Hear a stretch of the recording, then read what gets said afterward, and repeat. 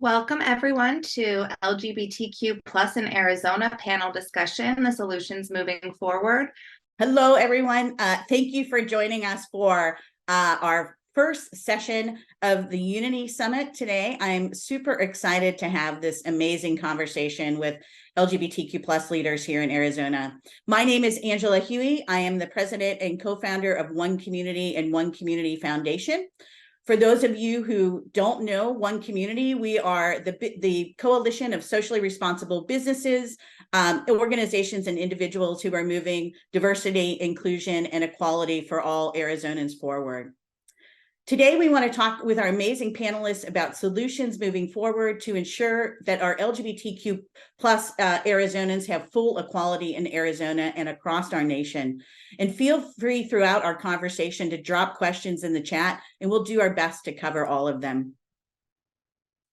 Before we get started and I introduce our panelists, I do want to give a bit of an update as far as where we're at in the great state of Arizona. Many of you know that Arizona's current non-discrimination laws cover a wide variety of characteristics, including religion, gender, age, disability, and nationality.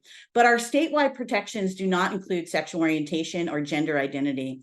So that means in Arizona, it's still not illegal to discriminate against someone simply for who they are or who they love in employment, housing, or public accommodations. And public accommodations include spaces like restaurants and hotels, but it also includes doctors' offices and hospitals.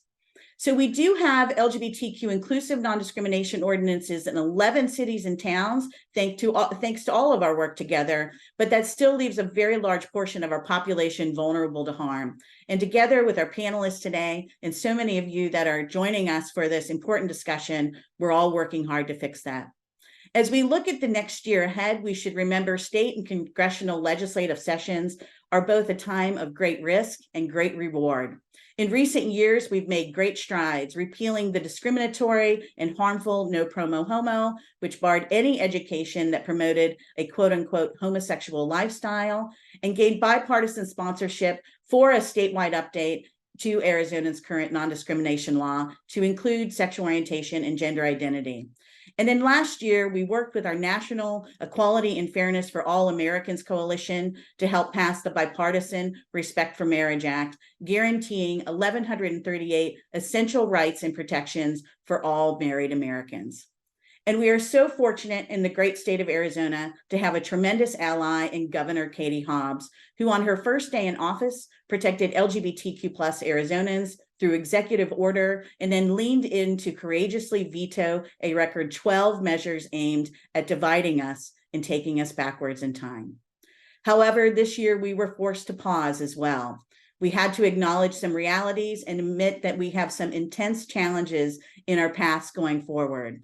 We witnessed numerous hateful attacks on LGBTQ plus people, families, and children, threats of violence, and harmful legislation. In fact, more than 500 measures were introduced nationwide, designed to strip away our rights and our humanity. Fortunately, because of our broad-based coalition work with LGBTQ plus organizations, including conservatives, faith leaders, and the business community, we were able to stop all harmful bills, which is a testament to the work that's been done in this community to educate and bring stakeholders together. So today we want to discuss the issues, lessons we've learned, and how we can move forward together. But before we do that, let's start by having our panelists introduce themselves. Michele, do you want to kick us off? Sure, thank you, Angela. So I'm Michele White. My pronouns are she, her, and I'm the executive director of the Greater Phoenix Equality Chamber of Commerce. I've been in that position since July, so I am still relatively new. And the chamber is the LGBTQ plus chamber in the Greater Phoenix area. So we support LGBTQ plus businesses and allied businesses. And we are actually one of the oldest LGBTQ plus chambers of commerce in the country. We were founded in 1980. So we've been doing this work for a while. But we also have a lot more to do. So thank you for inviting me today. We're thrilled you're here, and welcome to the Equality Chamber. They're very lucky to have you. Nate, we're going to sandwich you in between Michele and Jess. Do you want to introduce yourself? Yes, thank you, Angela. Thanks for having us today for this important conversation. I am Nate Rhoton, he, him pronouns, CEO of 1 in 10. 1 in 10 has been providing services to LGBTQ youth and young adults here in Arizona for 30 years as of this year. A little younger than the chamber, but we're still growing up. And we're really excited about the growth that we've experienced over the last few years in particular, where now we're really in the heart of some of the more rural areas of the state, not just in Central Phoenix. So looking forward to sharing a little bit about what that does for us from a political perspective and how we're having to really engage across our state in ways that as an organization, we previously didn't really have the opportunity or frankly need to. Now we're truly statewide. And so that brings its own set of opportunities, but also challenges. And we're looking forward to talking about the opportunities and challenges, and in particular as you grow beyond Maricopa County. So thank you, Nate. And Jess? Hi, everyone. Thanks, Angela. My name is Jessyca Leach. I go by Jess, and my pronouns are she, they. I'm the executive director for the Southwest Center for HIV and AIDS. And the Southwest Center is kind of the middle child between 1 in 10 and GPEC. We just celebrated our 33rd year and 10 years of being at the Parsons Center. So we have evolved from Phoenix Body Positive, an organization created by and for individuals affected with or living with HIV, to now being a comprehensive whole person healthcare center focused on marginalized communities, especially the queer community. And these conversations are so incredibly important. So thank you for having us be part of them.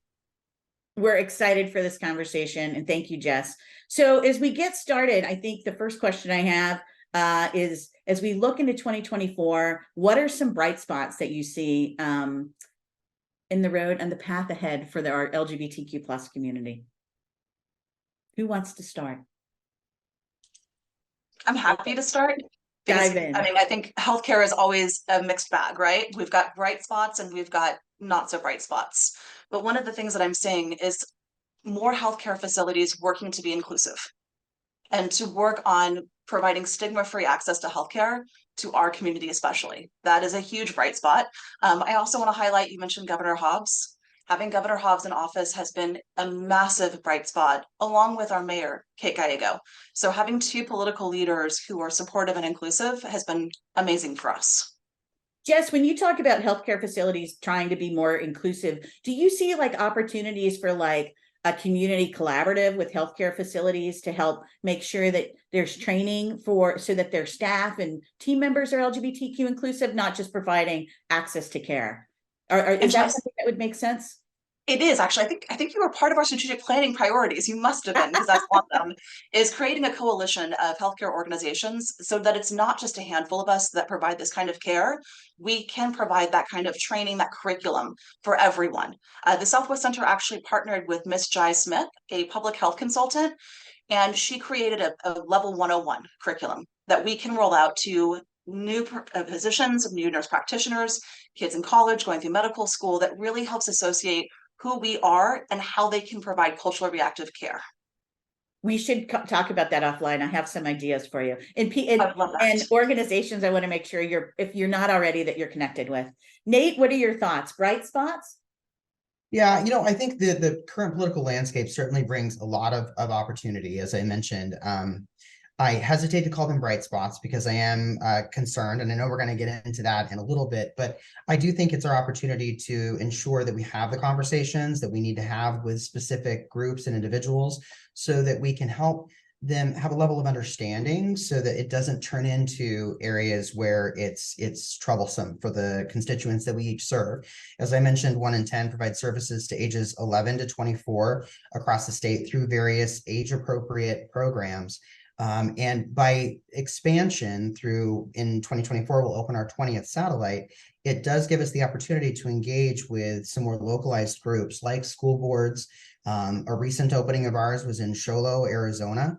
As a 5th generation Arizonan and growing up Mormon, I know how important these small towns are and the number of young people that live in these areas that really need 1 in 10 services. So by engaging with others, truly in many ways reaching across an aisle, so to speak, not looking at it as a Democrat or a Republican issue, but more of a family issue, and how we can support these families in navigating what it means to be a queer youth today in Arizona, I think that's where we can really be an asset to these families. We have to seek to understand and meet people where they are and ensure that we're bringing them along with us. We can't just say that because they have some misinformation, perhaps about trans identities or frankly, an ignorance thereof, because they've just never met someone that, or at least they don't think they've met someone that's trans. It's our duty as an organization, not for trans population or the LGBTQ population, but as an organization, it does turn into a duty for us to inform and educate, and then also listen and ensure that we're taking that listening opportunity so that then we know where we need to go next with the work that we're doing and the messaging that we're doing. We're all seeing across our state where school boards have become, frankly, a battle zone for LGBTQ youth in various ways. And so this is where we have an opportunity, and again, is how I'm going to frame this, of working with those volunteer leaders. They're not being paid to do this work and sit through these long board meetings, but ensure they have the right talking points and understanding to accurately portray the issues that are impacting the youth, and that we're amplifying the voices of our LGBTQ youth in those areas so that it can really shine through in those decisions that are being made, and that the decisions aren't being made in a vacuum. So at 1 in 10, it's a big job. We're excited by it. And this next year, I think, will be our first year where we can truly say we have this statewide footprint and the responsibility that goes with it. We're also opening a brand new full service youth center in the East Valley. We finished a needs assessment with ASU, and it indicated that where we need one next is in the East Valley. That'll likely be in Mesa or Gilbert, and we're working on site selection now. So with that comes another youth center similar to what we have in downtown Phoenix, with 5 to 7 days a week of services and programs, but then also that I guess brand image that goes along with having an actual location with a sign in those location or in that community, that we'll need to then further invest in that community and what work we're doing there. So we're excited by all of that, but it's going to be a lot of work, and we need the continued support of this community. I always like to say that, all of us organizations that are on this right now, we're an investment by this community, and we have been for 30 plus years. And I feel very fortunate that we are, but it's a continued effort from all of us. It is. And so well said. And you're talking a lot about unlikely allies, and from a one community standpoint, I mean, that's like our sweet spot, right? And we had the great fortune of walking alongside Mesa Mayor John Giles for 7 years until the opportunity presented itself to pass the Mesa LGBTQ inclusive ordinance. And so from a site selection standpoint, as you can imagine, I would lean towards Mesa if it's between Mesa and Gilbert, because Mesa has leaned in and adopted LGBTQ inclusive policy. But, that was a number of years of, again, educating, and again, unlikely allies. You mentioned, being a former Mormon, and we do great work with the LDS Church, and they were very supportive and very proactive when the Mesa ordinance was under attack in 2021. And so I think as we continue to have, for us, cups of coffee or non-caffeinated beverages, depending on who we're meeting with, and just to your point, Nate, meeting people where they're at,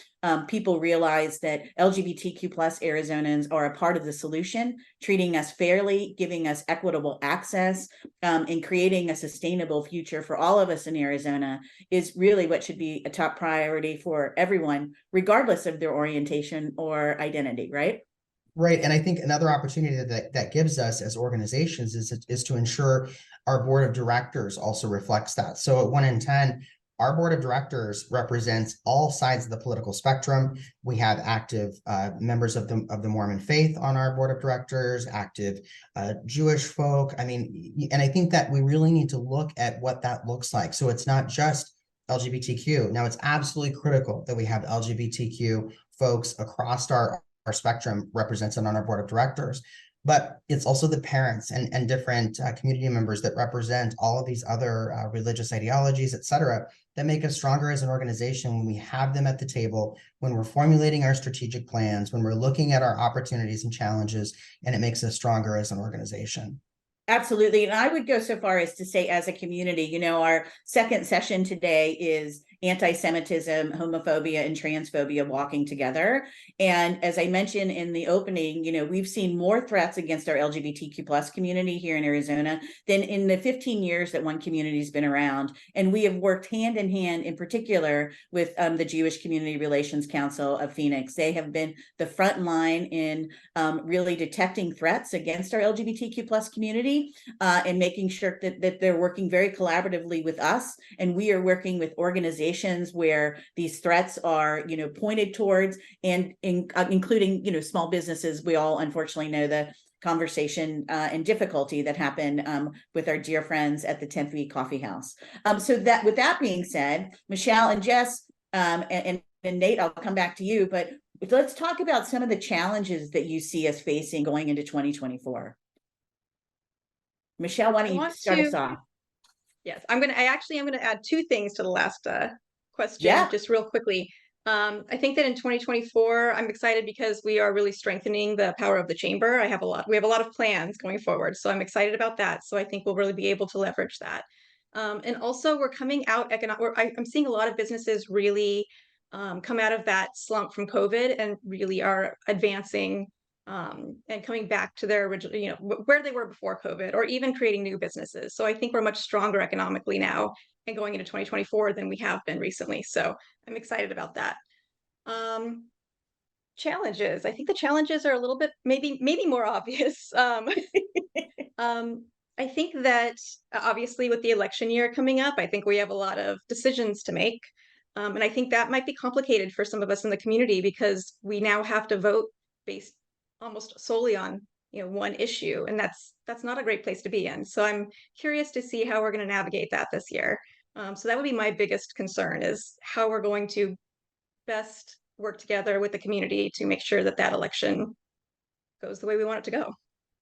Right. Definitely. We launched a campaign several years ago called Your Vote is Your Voice. And we do it, our foundation does it in partnership with Local First Arizona. But I think without a doubt, each of us individually and organizationally know the power of a person's vote. And we really want to make sure that we're working in a collaborative effort to make sure that folks are voting. In particular, I would say younger people who maybe are a little nonplussed in what looks to be a rematch of the 2020 presidential election.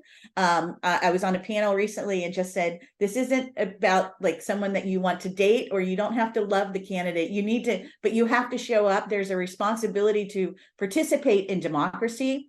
And if you don't vote, you are voting for the person you don't like, by the way. Like that person, they're getting an extra +1. So we constantly want to be encouraging folks to obviously to vote. And it's one of the things we want to do with the Better Together Arizona podcast that we're launching in January, of which you will all be, I'm sure, featured guests on a regular basis, is really educate Arizonans, LGBTQ plus Arizonans, but the broader just population of Arizonans about what the issues are that we're facing, so that we make informed decisions when that ballot comes to us, right? Because I think, to your point, Michele, it's going to be a really, really important election year. Jess, anything you want to add as far as challenges we're facing for 2024? I always feel like a cynic because I'm so much better at focusing on the challenges that we face. I'm a problem solver, right? Than the successes. My team will tell you that I'm horrible at anytime we have a success, I'm like, that was great, but here's the other 10 things that we have to problem solve for. I think going back to what Nate said about school boards and the importance of the politics involved in there, what we see so often in our clinic is a lack of education. So we've got kiddos coming up who, for whatever reason, did not get a quality education around sexual health or reproductive health. And we are seeing higher rates of STIs and HIV than we would ever expect at this time. I'm not sure if y'all are aware, syphilis is on the rise, which of all things to be on the rise. So for us, the hardest thing is having these kids come in. It's the first time getting tested. They've really never gotten quality health care. And we're having to cover all of these different things due to a lack of education. So for us, that always feels like the biggest hurdle to overcome. I'm also going to put a plug in here. We only have 6,600 people on PrEP in Maricopa County.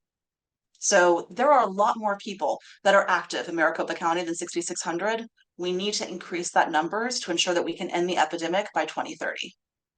So Jess, do you think you're talking about younger folks coming in and they're not educated about their sexual health? Do you think that some of that is a resounding impact from COVID, from just being isolated for a couple of years?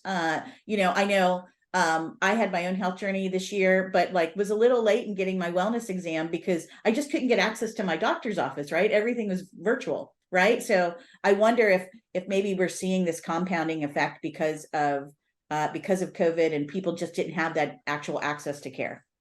I would say definitely, Angela, that's a huge part of it. The other part of it is people don't think that they can contract HIV or STIs or realize the ways that they can protect themselves from it. Obviously, that's not all the Southwest Center does. We are a whole person healthcare. We do a lot of mental health, and I could go on mental health for days and days and days and about the need and the impact that it has when you don't have access to that care. But I think it's a partially COVID, but also coming out of COVID, we went 2 years without seeing anyone. What's the first thing that you want to do when you see someone for the first time is hug them, right? You want that physical contact. We saw a lot of increases right after that too. Makes sense. Nate, anything you want to add?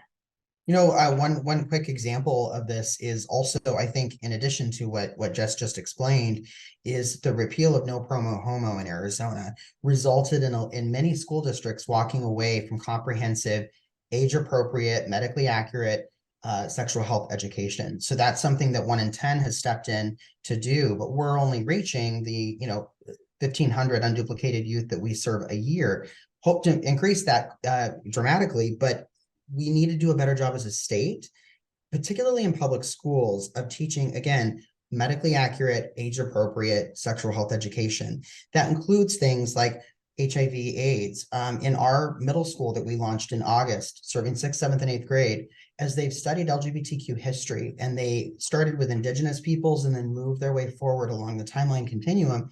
And our teacher recently told me last week that what he found was interesting is as they got into the 1980s and they were talking about AIDS and HIV, the students didn't know about the connection of HIV and AIDS. In some ways, maybe that's a good thing because they're not seeing people in the community dying from AIDS any longer, like many of us saw in the 80s. But now we need to learn from that history and ensure that they understand that connection and understand why they need to be on PrEP. So it's in a way, it's giving our youth the education they need to make informed decisions with their parents or legal guardians until they're 18 so that they can protect themselves. And it's not a taboo subject. It's not teaching them about something that's inappropriate. It's about teaching them something that's very necessary for them as a young person so that they can advocate for themselves. And I think that's where we need to do a better job as a state across the board, not just for the queer community, but for all communities. And so we're still in the challenges question, right? We need to do a better job of educating our youth just about sexual health, right? As a state, I mean, do you see opportunities with the current makeup of our state legislature to for policy change? Because to your point, you're serving 1,500 unduplicated youth. You're saying that public schools have largely walked away from this comprehensive healthcare discussion and education. Are there, if there's not opportunities on a statewide basis, are there any opportunities that you see to just for better education? You know, unfortunately, our current leadership in the Department of Education with the recent change, it doesn't allow us for a lot of that at this current time. I do think that as we look at the legislative makeup, there's not really opportunity for us to pass any sort of legislation, but this next session does give us the opportunity to take a step back and look at where we can build partnerships, where we can have meetings to explain, inform, give some talking points and offer better understanding of our community, where we're not coming in with another agenda. We're coming in simply to talk. And this is an opportunity as well to utilize supporters or board members that live in those districts so that you're meeting with a legislator and they're hearing directly from someone that lives in their legislative district about what's important to them and what issues are facing young people today and why it's important that we teach these things. Again, this is not a taboo topic. We're not going in and teaching something that is not scientific or medically accurate. And I think that's the thing we keep falling back on at 1 in 10 is what we teach someone who is in our 18 to 24-year-old group is very different from someone that is 13. And that's how it should be. And parents need to be involved in that conversation as well. We are not saying that parents are on the sideline. They're a part of this conversation as much as they want to be. But many parents are like, yes, please teach our children this, and we'll learn from it too. And then we'll talk about it as a family. It's not something that's done in a silo again. Wonderful. Jess, I see you shaking your head a lot. Anything you would like to add? No, I agree with everything Nate said. I think the other piece that is so incredibly important that we teach our youth and our adults is consent. It sounds really basic, but it is something that we don't do. And it needs to be part of any conversation about your health. Consent needs to be part of that. So Nate, I love what you're doing for kiddos. I think that is so incredibly important. And the fact that you're bringing families into that, because that gives the parents a better opportunity to educate the other kiddos they have and themselves. Yeah, Well, our parents group is one of our larger groups, and we launched it during the pandemic. Previously, we had not provided services to parents. We just didn't have capacity. But we're finding that so incredibly important because the parents are reaching out for help and assistance as well. And those meet twice a month via Zoom. Folks can find out more information about the parents groups on our website. Thank you. And Nate, the other thing is it really myth busts, right? Because what we hear sometimes from elected officials who don't believe in LGBTQ equity and equality is that, we're trying to harm children, right? And so I love that you are absolutely about the whole family and a healthy family and parental consent, Jess, to your point. And I think that message needs to be raised in a really large way so that we can, as a community, can myth bust with folks that are trying to do our LGBTQ plus community harm, in particular with introducing harmful legislation. That no, we absolutely believe in, like, this is everything we want to do should be informed, and parental consent should be a part of it. And so I think that's really important. I just want to loop back real quick. I know that we're talking about 2024 specifically, but I think that we all recognize that what we're doing in 2024 is part of a longer term plan. We are not looking at that one piece of time. We know that we are moving towards something else. And this is not something that's going to be solved in the next 12 months. We're looking much further out. So just wanted to let the audience know that we're looking at that as well. Such a great point, Michele. And I know for one community, we think next year is about educate, and believe that the opportunity to move forward with statewide policy we're very hopeful is in 2025, but we think that next year is all about educating. And so, yes, I think that such a great segue to go back to talk about the Greater Equality Chamber and your priorities, again, that start in 2024, but are really meant to be, paving the road ahead for 2025 and beyond. Exactly. Thank you. Yeah, so we're actually kind of rebuilding. Again, COVID really took the wind out of the sails of a lot of chambers because they also affected a lot of businesses. So we're rebuilding, and some of the things that we're looking at for 2024 is creating a mentorship program, because we strongly feel that if we have a strong, vibrant business community in the LGBTQ plus community, we have more power, we have more political power, we have more advocacy opportunities, we have economic power. And so we're going to be working toward that. A lot of it's going to be education and really supporting a lot of these newer businesses that are launching. We want to make sure they're strong as well and have a strong base. We're actually also creating, this is a fun one for me, we're creating a drag coalition, because we think that a lot of the attacks that have been happening recently really are happening to the drag community, because they're the most visible part of our community, I think, in a lot of ways. So they're essentially all small business. So we want to support them as well on the business side and hopefully create more power in that community as well. And then we're expanding our programming, like Nate was talking about. We're expanding outside of that central Phoenix location and expanding out to the greater Phoenix area, which I think we have done in the past. But again, COVID kind of shrunk us down to central, and now we're re-expanding to really support our community members outside of just central Phoenix. So that's kind of what 2024 looks like for us. It sounds busy, very, very busy. I have a lot of, I'm an overachiever. That's good. I think we're all overachievers on this panel, right? And there's no such thing as a 9 to 5, right? So it's 24/7, 8 days a week, right? When there's an opportunity. But that's fantastic. It's so wonderful to see the chamber so healthy. and to see the strategic plans that you're putting together. And then I know that I'd probably speak for all of us in saying that the collaborative spirit from the chamber is so incredibly welcome. So if there's ways we can be helpful as you move forward, know you can count on all of us to help make sure you're successful. Nate, is there I any? love this. Yes, absolutely. Nate, you've talked so much about so many of the areas that 1 in 10 is going into in 2024, but do you want to talk a little bit more about it? Like, talk about moving into more rural areas. Like, what are the plans ahead and the potential opportunities and even hurdles? Well, I won't try to name all 19 current satellites because I'm not quite ready for that question yet on this game show. No, I'm just kidding. But suffice it to say that it is different to operate in rural communities. I grew up, much of my life was spent at the Grand Canyon with only 1,500 full-time residents.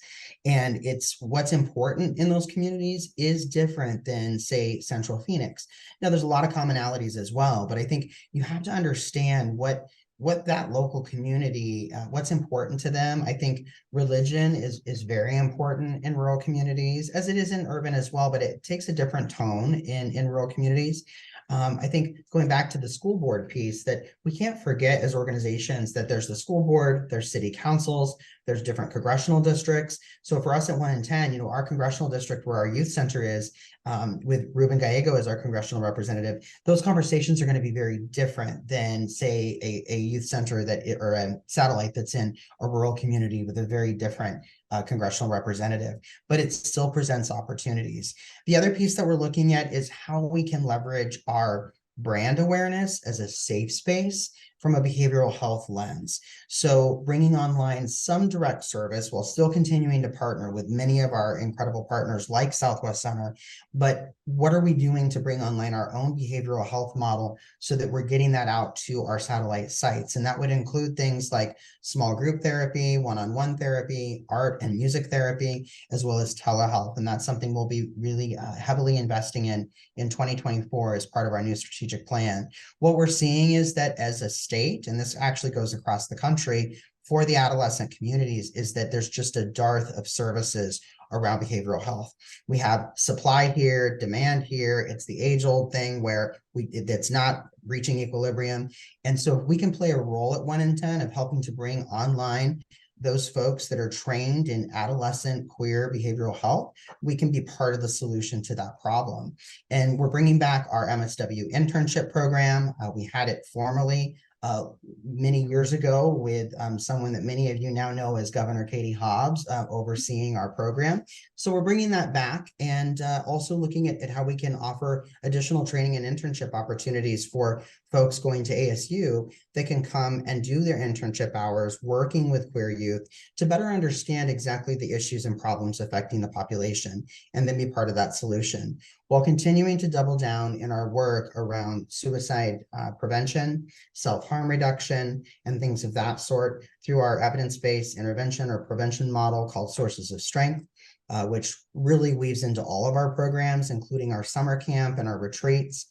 We've expanded summer camp to also include our trans and non-binary retreat in the fall, and then our Together in Color retreat, which happens in February at the Parsons Leadership Center at South Mountain. So it's just a really exciting time to see how we can really meet youth where they are with, again, youth-informed programs. They tell us what they need, what they want, and then we bring that to the table for them, is really what we're all about at 1 in 10. Amazing. I'm listening to you and realizing just how far we've come since I was of the age where 1 in 10 would have, I could have been serviced by 1 in 10. And it just brings so much hope, I think, because while I know we have so much work ahead of us, we really have come a long way. And so grateful for the work that you and your team at 1 in 10 are doing. Thank you, Jessyca, you are the leader that Southwest Center was looking for. That is very clear. And what you're doing at Southwest Center you're doing incredible work ensuring access to care and raising awareness around issues of health equity. What are your areas of priority as you look into 2024 and plan to move into 2025 and beyond? We have a lot of plans. So I've Our organization about 5 or 6 years ago was 3 to 4 million a year. We are now at 14 million a year from our budget perspective. We've grown to over 70 staff members. We have 5 full-time nurse practitioners, 8 full-time therapists, and we were just awarded 2 grants that are going to completely change what we're doing in a good way. We received the SAMHSA grant, so we are now able to offer IOPs, intensive outpatient programs for individuals who are abusing substances. This is something we've been able to do on a small scale, but not to this degree. We also just received full Ryan White clinic status. So previously, Valley Wise was the only Ryan White clinic in Maricopa County. We offered case management, nutrition, and mental health services. We are now going to be offered the clinic status side as well. So continuity of care for our patients who want to come to us will be there. I'm also the person who thinks that competition breeds excellence. So I love all of the clinics that are popping up. I love everything that's happening and the focus on queer healthcare, because that means equitable access, easy access, and it forces us all to get better and not get complacent.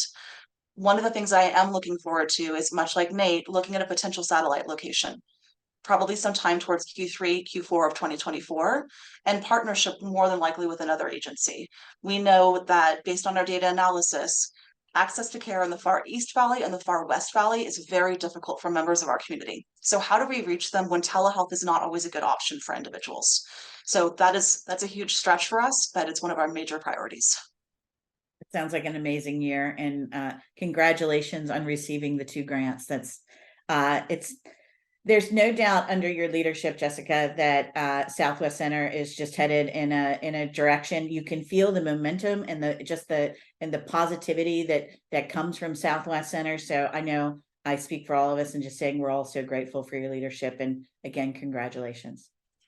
So one of the things that I'm hearing from all of us, and of course from a One Community standpoint, we're all about it, is collaboration, right? Let's move our focus a little bit and talk about coalition building and why we all think it's so important to the work that we're doing. Michele, I'll let you lead that conversation for us, because obviously the chamber is having this remarkable rebirth. You have very strategic, thoughtful plans for 2024 and beyond, and it's very clear that collaboration is a big part of it. So talk about coalition building and why it's so important and necessary. So, I mean, let's see where to start. There's so many reasons why we need to build a strong coalition. So I actually have worked with chambers and LGBTQ plus organizations in other states, and they're not this lucky. They actually are not working together to advance their shared interests. And it's so frustrating to watch, because you know how much more they could get done if they work together. And so I've seen where it doesn't work, and I've seen where it does work. And the coalitions obviously get so much further than those folks that are infighting and not working together. It doesn't make any sense. And many, many years ago, I won't tell you exactly, I used to work with an organization here in Arizona that actually we pulled multiple groups to the table in behavioral health and health and human services, and went after the legislature specifically for budget issues, because at some point they told the community, this is the size of the pie, you all figure out who gets what slice. And we went back and said, no, make the pie bigger. And we only were able to do that because we did it all together. We had Catholic Charities and Planned Parenthood at the same table. So you really have to work together to make this happen. Likely and unlikely allies. Jess, anything you want to add? No, I agree completely. I think we're stronger together. And I think when we can overlook the differences we have and focus on the common ground, what we're trying to accomplish, it makes it so much easier to build those coalitions and those partnerships. Angela, you say this all the time, and I repeat it all the time. Incremental changes are what moves the needle. And when you bring people together who want to move the needle, that's what works. I'm just grateful for everyone in this room, because it's important enough to care and to be here and to show up. Yeah, well said. Nate, anything you want to add? One quick thing is, at 1 in 10, we are a member agency of the Greater Phoenix Equality Chamber. We're a member agency of One Community. We work collaboratively with Southwest Center. We have submitted on and been part of or awarded many grants over the years together. So I think it's really looking at how you can plug in as an organization with these member-based agencies, but then also how can we work together and create synergies as it pertains to whether it's grants or foundation giving. Many philanthropists in fact, I would think almost all philanthropists are more likely to fund an initiative that shows collaboration within the community, because those synergies create, a sum that's greater than the parts. And that has probably always been the case, but I think we're at a time and place in Arizona where not only do we have the right folks at the right table, but we have an even greater need for it. Because to Michele's point, if we're going to make a greater slice or a greater pie for us each to look at, it will take all constituencies. And that also means reaching outside of the LGBTQ community. I think, looking at faith-based agencies and other organizations and bringing them to the table, whether that's again through a grant application or through formalized partnerships or MOUs, that's where we need to be headed, and the right way to be thinking. And it's going to yield better results for all of us. It can't be just one organization at the forefront. It has to be all of us. Agreed. And so eloquently said by all three of you. We are such a diverse community too, right? We really are better together and stronger together. And I think it's important for folks that are joining us today, to know, join both, right?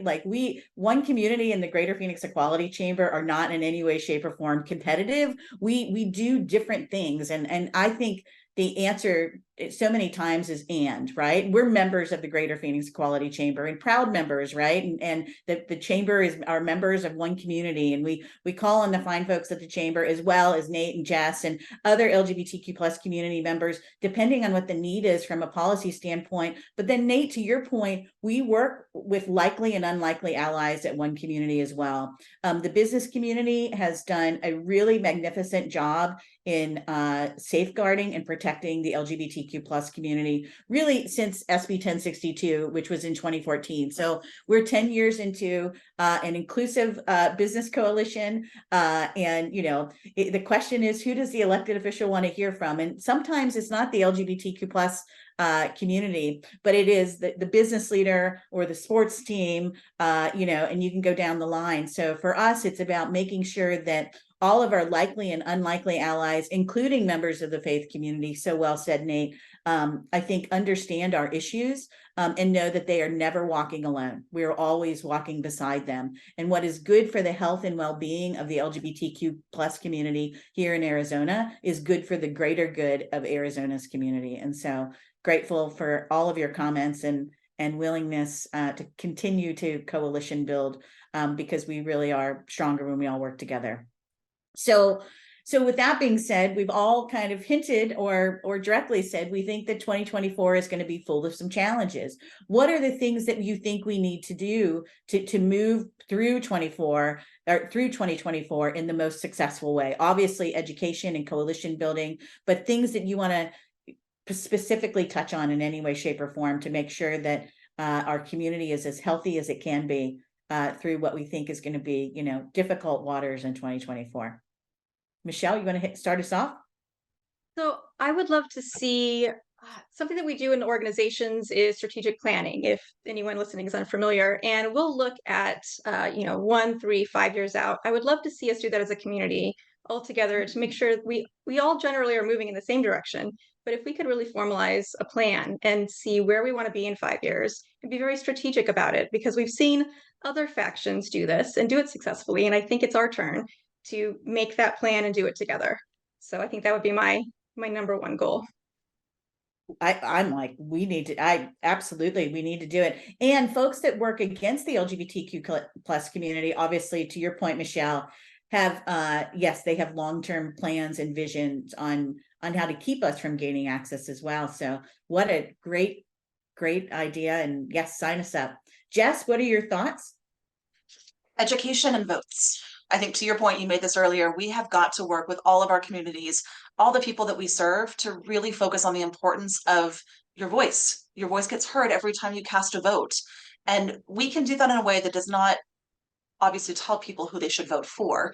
As a 501c3, we got to be very careful about that lobbying situation.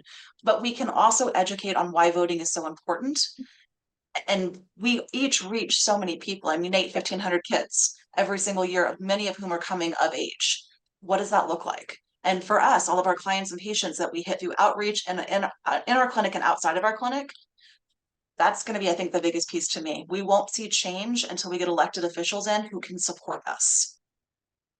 So going back to your vote is your voice, right? Which we run through One Community Foundation, and it's educational. And our whole thing is we don't want to tell people how to vote.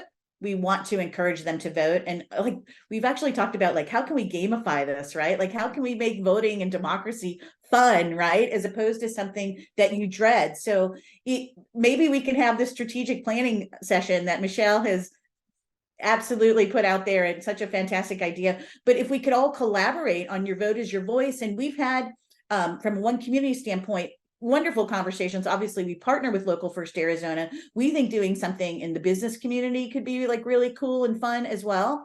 But if all of our organizations were partner organizations on your vote is your voice, think of how far we could go. And if you all are up for it, I'm like, I will happily get on your calendars and talk about ways that we can collaborate in doing, you know, your vote is your voice programming in 2024, both through the podcast, through town halls, through, there's a number of things we can do through the Your Vote is Your Voice website. We've talked about creating an app. We are very open. We know how important it is that we really are doing voter outreach next year. And so if you all are in, like, let's do this. How much fun it would be to engage Arizonans and ensure that everyone is casting their ballot. Nate, what do you have to add? I think the biggest thing for me is just the hope that it gives me to see our youth population, because there's certainly some negatives and drawbacks to social media, but social media also is such a great amplifier of young people's voices.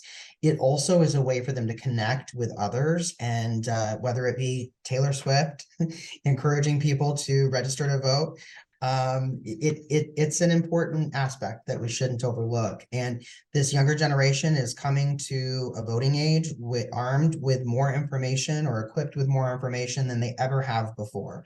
When I turned 18, I certainly wasn't following anyone on social media because it wasn't available. But now they have all of these great mentors in a way that they're following, that are helping to bring different subjects to the forefront. It's conversational, they're interacting with one another, and they're excited to play a role in their civic duty in our state and in our country. And that to me gives me so much hope, because once they're in their 20s and 30s, I think it's going to be a very different America in a very good, positive way. Yeah. We talk as a team so often that the kids are all right. We have to just not blow shit up before they're all in power. Yes, let's not do that. Stable. We need to be stable. So that's all the questions that I have. This is such a delightful conversation. Happy to open up questions. If anybody that is on the call has any questions, feel free to put it in the chat, and we're happy to answer questions. And then, you know, Nate and Michele and Jess, if there's anything else that you think that we've missed or we need to dive deeper, I'm happy to start the strategic planning on your vote is your voice. And you can see like the piece that the youth are doing. You can see organizationally what we're doing. We have a number of really, really fun ideas. So I'm looking forward to continuing this conversation. Let's see. Okay, so we just received a question. Here we go. This is from Reverend Paul. Reverend Paul says, as an elder in our community, he's 68, he's concerned as to where the young leadership is. Where are the folks that are under 30?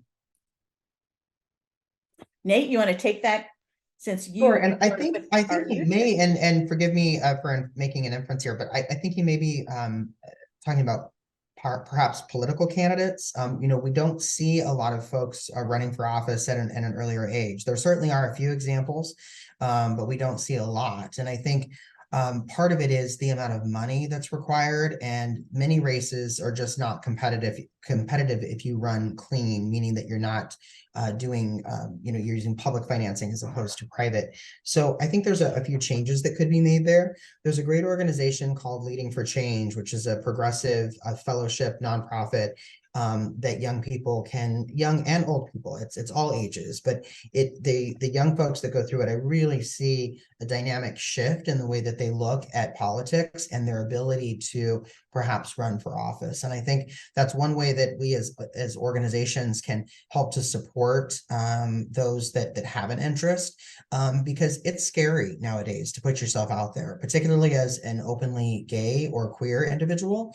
The target is a little bit on your back, and there are certainly groups that will focus on you simply because of your identity.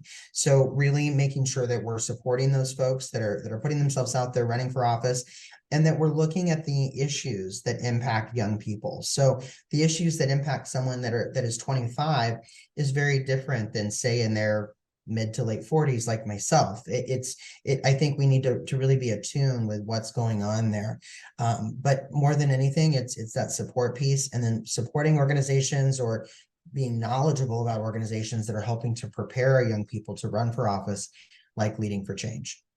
And then Nate, also along, you have the Victory Institute, right? Which Yes, supports and that's a national LGBTQ+ candidates. So a national organization. I know Neil Giuliano is on that board, and Neil was the first, openly elected gay mayor in America. And so I would say maybe we need to have Neil on and have a conversation about, ways that young people that are members of our LGBTQ+ community here in Arizona, and obviously throughout the nation, but here in Arizona, can learn more. And I believe that the Victory Institute has some sort of a training program as well for potential candidates. Yes, I actually graduated from that many years ago, as well as Flynn Brown through the Flynn Foundation is another fellowship opportunity to help train folks on how to run for office, or take or run for a school board, or any sort of commission type thing. Ultimately, those experiences for me made me go from nonprofit or for-profit to nonprofit, because I felt I could make a bigger difference in our current political climate, particularly 10, 15 years ago, by serving in this capacity than it would be to run for office. But I think all of those are great examples for trainings that in many cases are absolutely free or low cost to individuals. Yeah, definitely. And then Nate, you and I both went through Valley Leadership Institute, and I know that model has evolved, but I think that where they're at is teaching leaders, regardless of age, how to do, right? Like not just understand issues, but how to do. And whether that is, leading because you run for office, or it's participating in not just the important dialogue, but really in the solutions that we all need as Arizonans. I think that they're doing some very interesting things over there. But also, it seems to me, so on Friday, I did a tour of Maricopa County Election Center with our good friends at the Jewish Community Relations Council. And I came back and said to our team on Monday, I think we should reach out to all of our LGBTQ+ partners and see if everyone wants to go on this tour, and other allied coalition members, because obviously I think the more educated we are about voting, and also the safe procedures that are in place in Maricopa County, the better educated we all are. But it seems to me like there's a disconnect between civic engagement and our youth, right? Like, what are the things that we can do, or are there things we can do collaboratively from an organizational community standpoint